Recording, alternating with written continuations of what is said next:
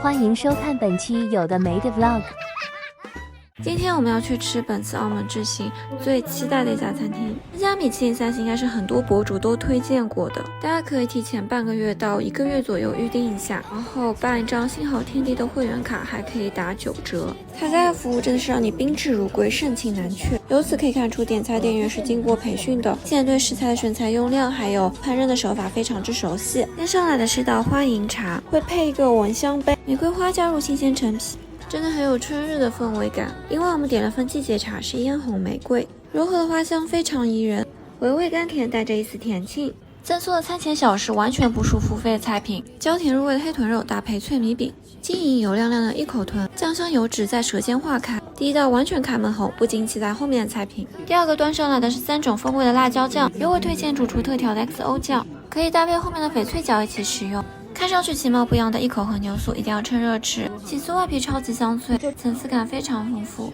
但油感有些偏重了。牛内馅经过了黑椒的调味，咬开还带着一些爆汁，吃一个刚刚好，多了会有些腻。除了刺绣菜单、黄金饰面、餐桌转盘，餐具到点心蒸笼都透露着高大上的奢华质感。翡翠龙角和鲍鱼烧麦是全桌的唯二2道蒸点，前者是菠菜韭菜做的蒸饺皮，内馅是蓝龙虾馅，点缀的是用金箔，比普通的虾仁馅没有那么弹牙，但是更多了一份紧实和鲜美。推荐搭配特调的 XO 酱来食用，会让它的鲜美多一份层次感。整颗鲍鱼镶嵌在翡翠烧麦上，鲍鱼入味，口感弹韧。烧麦内馅是黑豚肉和虾仁打制而成的，烧麦皮薄而软，更能突出内馅弹嫩的口感。调味是清淡口的咸甜风味，相比起玉龙饺更喜欢鲍鱼烧麦的层次感。黑鱼子脆皮卤猪这个豪华配置简直是神仙打架，卤猪皮烤制的薄而酥脆，当你小心翼翼拿几个就能感受到扑面而来的金钱气息。最底部还有炸至焦脆膜片，卤猪的油脂都被烤出来了，搭配黑鱼子的咸鲜，3重层次感在舌尖上层层叠叠，是很惊喜的一道菜。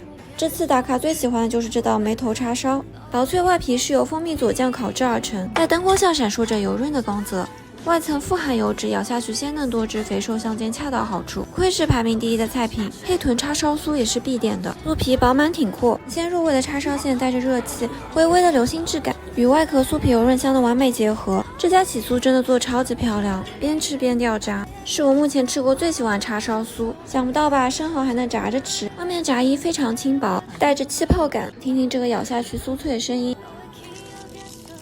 里面是完整的一整颗生蚝，非常肥美，保持原有的新鲜甘甜和娇嫩多汁，搭配甜辣酱可以解腻。这道乳鸽有个非常温柔的名字，桂花奶乳炸妙龄鸽，特选乳鸽年龄，乳鸽皮非常焦脆，肉质细嫩，汁水都被牢牢锁住了，但分量也是真的少，浅尝即止。可惜最后赠送饭后甜点有些拉垮，唯一好评的是奶茶味的冰淇淋，有一丝港奶的味道。最后结账算下来是460左右的人均。作为黑珍珠3钻米其林3星，还有亚洲50家餐厅，被赋予各种头衔，还是值得来打卡一次的。吃完饭我们就逛去了巴黎人对面的草地网红点打卡拍照，说这里还是很好出片的，旁边的长板凳或者是铁塔中间，随手开插几张，上当天蓝天白云，不需要特别修图就能拍出很好的效果。下午就是shopping的时间，银河还是很好逛很好买的，可惜吃不下了，本来想吃这家蛋挞的。澳门的星爸爸有一个特别款，就是焙茶系列，点了一次焙茶星冰乐，还有焙茶拿铁，大家记得要减糖，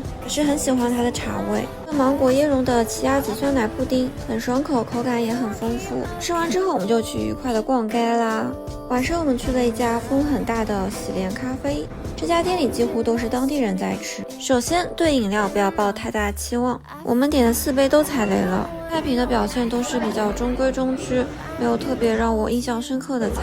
唯一可以达到好评的大概就是这道牛肉饭，里面土豆粒炸得特别焦脆，牛肉煎炸之后带着干香，边干之后香气超级下饭。你们看我在便利店发现了什么？一颗巨大的香菜棒棒糖。这边的便利店还是能挖掘到一些不一样的限定的。第2天行程就圆满结束，我们下期再见。